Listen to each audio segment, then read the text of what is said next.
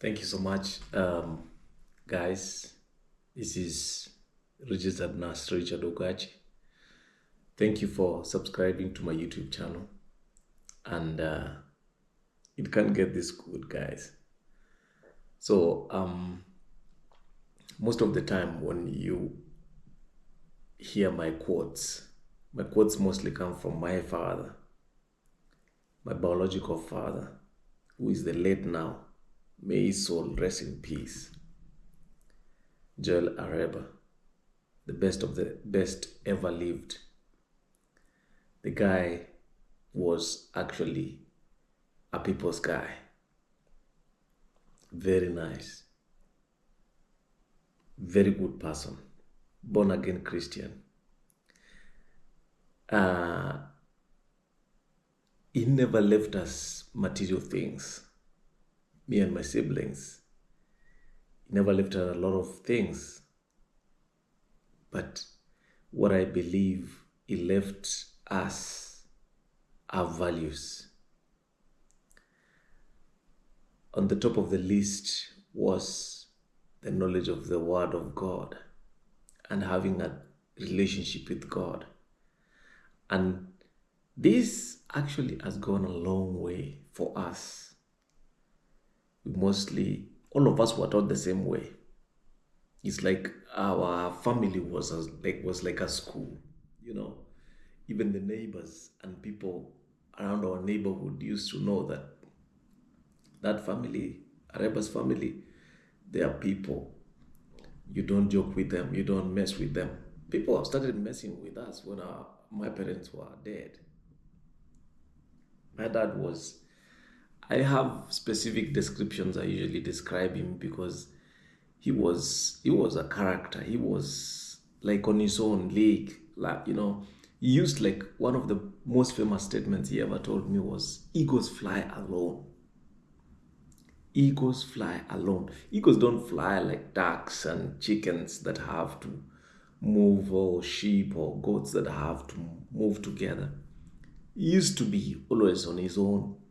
He had friends, good friends, by the way. A few friends. In fact, actually, I thought like he had so many friends. But even another very powerful statement he used to tell me was, friends are problems. I don't know why this guy was getting the intrinsic motivation, the energy. He was full of energy, just like me. And my son is the same way. He's full of energy, like he's full of life, high on life, as I describe it. And most of the things that he told us as his children were so on point, because most of those have always come to pass. I always make reference to what he said. When I have problems, when I hit the wall on something that I'm doing, most of the solutions that he provided for our own family problems, I go back and reflect and ask myself again, what would he say? Or what would he do? Almost all the time when I decide what to do and I relate to what he used to tell me, almost all the time that's the right way. What a joy to be raised in such family, and especially for him. So many people admired him. So many people liked him. He was rough on me, bro. My goodness, that guy was so hard on me, By the way, us and my siblings I think we are the most beaten. When you say beaten, when you're in the US, when you say beaten, that's like something that will land you in jail. But when you're in the US, you say disciplining. Where we used to be taken to the verse that says, spare the rod and spoil the child. So my dad never spared the rod. He never spared the rod, especially on me and our other brothers. And even he used to not spare the rod on everyone in the community. Where those times when a child was the responsibility of a community to raise a child. Not like now, everybody's like, just leave my child alone. And that's in the course of time, they abolished corporal punishment, where you can't beat kids, you can't discipline them by spanking them. Spanking was the thing. I agree that some teachers could go an extra mile and do the wrong things and beat kids, and maybe some of them died. But I think the now it's spare the child and spoil the road. I think the road is being spoiled right now because nobody beats kids disciplining them by spanking them. But it's your choice. It's your children. Nobody gives anybody a checklist or a marking scheme on how you raise your kids. But when you study people who've been really very successful, they have a process on how they raise the kids. They have standards. They have most of the people have had like to train their own kids and be intentional in making sure that your kids do what they're supposed to do the right things. It doesn't guarantee that you turn out okay, but in the most part, almost all my kids turned out okay. What is the success of a parent on his kids? What do you regard as success? I think my father also, I used to ask him, like, what do you expect from me? How do you expect me to behave so that you know that you've raised me properly? He actually used to refer to, if your kids are able to go back home, to come back home and be with you and connect with you when you're old, when the kids are able to come back home and have fun and spare time with you. That's a successful parent right there. He never used to talk about money. I don't know why though. I wish he was talking about money also, because now I've learned from other mentors and other people that you can't do without the money. But I know that every parent, you have your own shortfalls, you have your own challenges, you have your own strategy on how you want to raise your kids. And even before, most parents never used to talk about money anyways. In fact, even schools don't talk about money.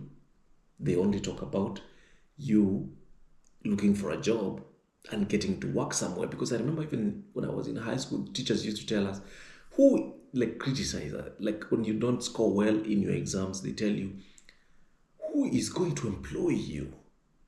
Look at that mindset. Like, kids are always wired to looking for jobs instead of we never used to hear anybody say starting a business or own your own company and employ people. I don't know where they were expecting you get a job from. And when they say that, when you graduate from school, there are no jobs anywhere. Then you can't get the job that you were told you're supposed to do. But even when you get and whatever you earn, you don't know what to do with it. Because look at what most people do. The first time you ever receive a paycheck, what do? There is no single day we have ever been taken to a class and be told that when you earn this kind of money, you need to spend this on your food. You spend this on your whatever. You spend this on your investments. You spend this on buying your houses. Nobody has ever been taught that. We are only taught to get a job and then do what you please with your own income. And that's why you see some people earn decent amount of money, but they are still struggling and living paycheck to paycheck. And this is not even criticism, just a general observation, because there was no training. Financial intelligence has come from as a product of personal development, and some people have found, people don't know how to spend, people don't know how to budget, basic budgets. They don't know how to do. People don't know how to tithe. People don't know how to give offering. At what point do you give? And that's why even preachers have really taken advantage of people because they tell you that bring all your money and God will bless whatever you earn. You know, people are confused about money. That's why I've seen people give everything they have to preachers and they remain with nothing.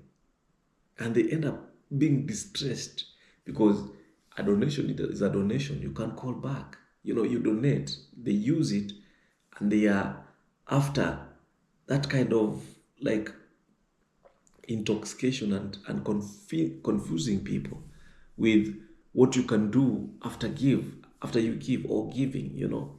I also was taught by my parents that giving is like breathing in, breathing out.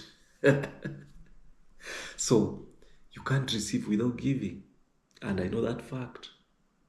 And I do give. But sometimes I'm not like a perfect giver, but I give, you know. So we are all trying to figure out life. So please, this is Registered Nurse Richard Ogachi. Thank you so much. And it has never been this better, guys. Thank you. I believe that we can make this better. And I ask kindly that you please make some comments about these kind of videos, and then I can also go ahead and work on them and improve and get them better and then get us going so that I can also improve on the type of videos that I'm putting up and also the type of content. I talking about like subject cutting across life, my immigration to the US journey and challenges I faced and what I keep facing and over again. So please subscribe to my YouTube channel. This is your boy. This is Richard Ogachi. And I will see you next time. Thank you so much.